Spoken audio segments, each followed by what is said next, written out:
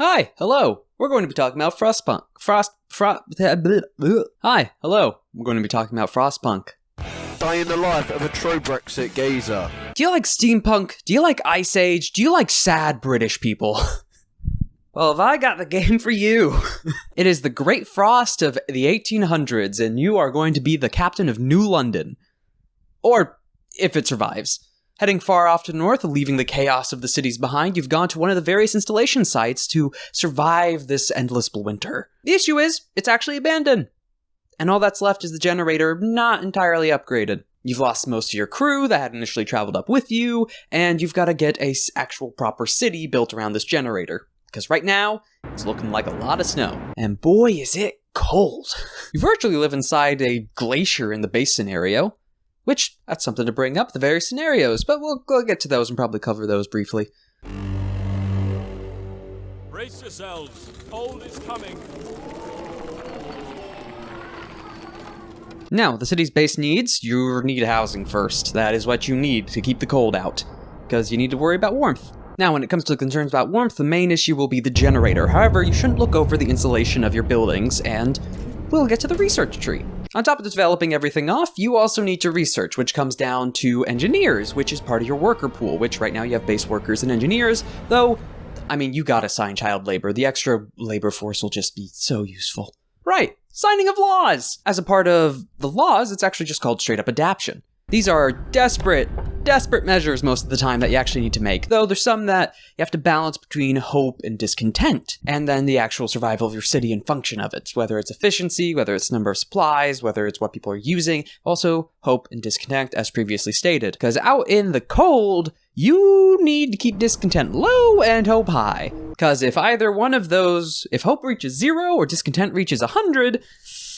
well, let's say a lot of fingers are going to be pointed at the one person managing this city. So, as a brief roundup, we have workers, we have your general supplies, whether it comes to coal, wood, steel, and then the additional ones off to the side of raw food and processed food, and you might get some later on. You then also have hope and discontent. You want hope high, discontent to be low. And then for the research, do not neglect research. I neglected research. You need research. You need to actually go through that tech tree. Well, it's not an official stat. It is affecting the speed of how quickly you can go through the tech tree itself, which also does take resources to look up most things, or to develop most things. And that's kind of the basic measurements or supply. One that's not necessarily a measurement you have entire control over, heat. Bundle up, it's getting colder. Now, when talking about the city itself, we have to talk briefly about the people who actually go outside of it to find those various survivors, other potential cities, various ruins for supplies. That is the badasses that are the scouts. Once you set up a balloon, once your city's begun to develop just enough, when you go to look out for other survivors and workers and people to come to populate your city, you send out sled teams of scouts that do crazy things. I mean, not to mention just going out in the storm in that frigid cold and bringing survivors back, helping the sick, but also fighting bears? You can find some neat things out there. The ruins of a previous way station, an automaton abandoned and just cleaning a bridge of snow. Again, bears. A city with an entire Tesla coil grid that's just killing anything that enters its radius. Also, yes, Tesla's a mad scientist dictator in this game. It's a lot of fun.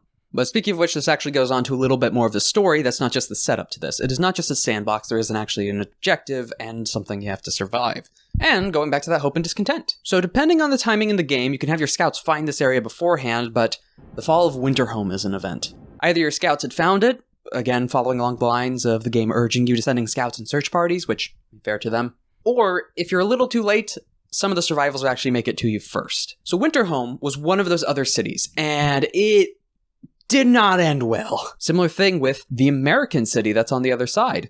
Tesla City. Both. Failures. Which means you are in an isolated icy plateau.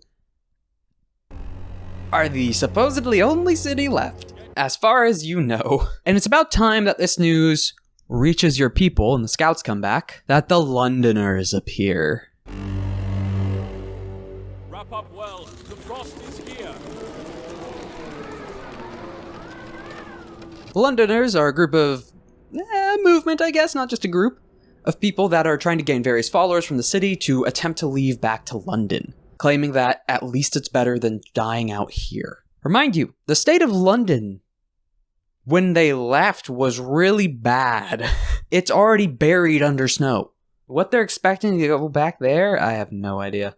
But then you come into another issue, and discontent and hope. Hope's gonna drop, discontent's gonna rise, and then the Londoner group is gonna form. And depending on the quality and state of the city and the various handling of events and tasks that the civilians bring to you, or at least requests, not necessarily tasks, the group of Londoners is either gonna rise and is gonna fall. But alongside the Londoners is not just the adaptions and those various laws previously, child labor, whether to add triage, wood chippings to soup, overwork, extended shifts, the usual. Now, outside of adaptions, you now have a path to choose between order and faith. Now, when it comes to faith and order, the various paths that you can take for your city, when it comes to faith, it's general things of giving something for the people to believe in, that some god or deities behind your side, that the city is divine to live. And starts off simple, church for people to pray at, general masses, group gatherings, some donations here and there, and building some small shrines for people to head to work and pray for in the cold. Then, you get to things like, listening into your civilians, decrying people out as heretics, and at the end point, executing said heretics. Or the other side with order, similar thing. Starts off with actual work crews, setting up various motivational boards, sirens, getting foremen, which aid in the efficiency greatly, and even town security. It's nice, helps people stop them from stealing food and the chaos of the Londoners and some other violent bouts against certain people. Generally good things. Then you have prison, forced labor camps, and also, hey look, execution of enemies to the city. It's not that good in either account. Though that is all in the path of adaptation and survival because, oh boy, Londoners kind of have a point. Not with the survival of London, but that the city might not be able to survive because you get a bout of survivors coming in, claiming that their settlement off far away, not from Tesla City or Winterhome, has been hit hard and that nothing is livable past it. You look up some tech or wait till more survivors come up, and you see and know of the storm is only going to get colder. A great storm wall is about to hit, to the point that you can see it. It is going to get cold. And I mean really cold. Brace yourselves. Cold is coming. Minus 150 or more, if I remember. Minus 180 possibly? Degrees Celsius. Not livable. At least not without the generator tech, insulation, and the proper preparations. Especially because it's not just a single day or drop.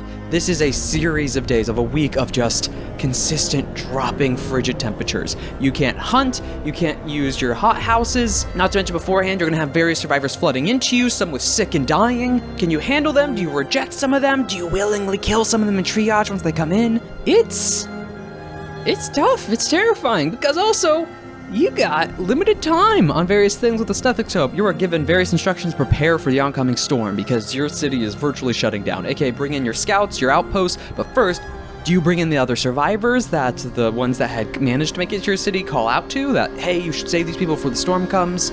You also got to upgrade your generator, which depending on your research might not be fast enough or you didn't pay attention to. You got to stockpile coal and mainly as well, food, because raw food you will not be able to get during the storm.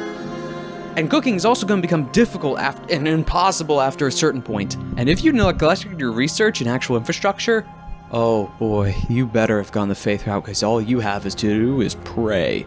Discontent is going to rise, hope's going to fall, and you have to use everything you have to make sure those two things stay balanced and people stay alive. But when it comes to the cold and Frostpunk itself, we'll talk briefly about some of the other scenarios now. Wrap up well. The frost is here. Of the general scenarios, I'm going to leave some of them as their separate thing. Might talk about that separately. I'm going to leave the Last Autumn out for now. That's kind of its own experience.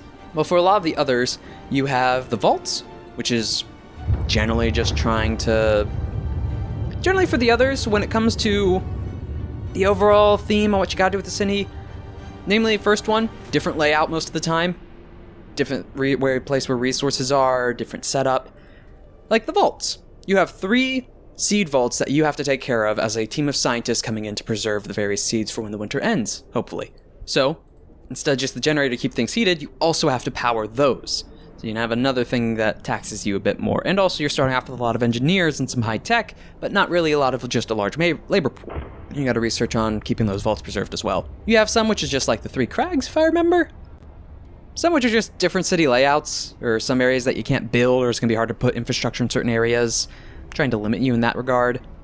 One of the other ones is the Fall of Winterhome. Yeah, remember that doomed city I said caused half the populace to want to leave and risk going back to London? Well, in the Fall of Winterhome scenario, you play as the helpless soul who is now in charge of trying to rebuild Winterhome right after the Civil War chaos. Everything's on fire, things are destroyed, people are interrupting in chaos, hope's at an all-time minimum, discontent is high, the generator has been damaged. The storm is coming, and you have even less time. Good luck. There's also On the Edge, which is a nice fun one. That one is a bit more of an offshoot colony. It's after the storm, and it's more dealing with the politics of this new world that's actually beginning to build up. Namely, being a colony of New London, the city you probably built in the main scenario. Because you found an old military surplus bunker, and this entire city that's built around trying to harvest resources from it. It's called On the Edge, both because it's a colony out in the distance. It has the potential of rebellion, and it's literally on a cliff's edge. It's a bit neat. It's similar to the others. There's a little more depth to it than just Winterhome or some of the other starting scenarios like the Arcs. I'd give it a try. And the last one is The Last Autumn, which I'm going to save in its own video. Just that good.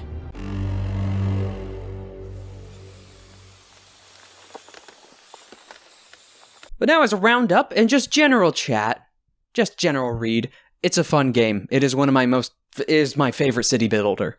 And I've played a few city builders. I have booted up this game, even in the process of making this footage of like, okay, I'll gather 30 minutes of footage here because I have some time before heading to bed.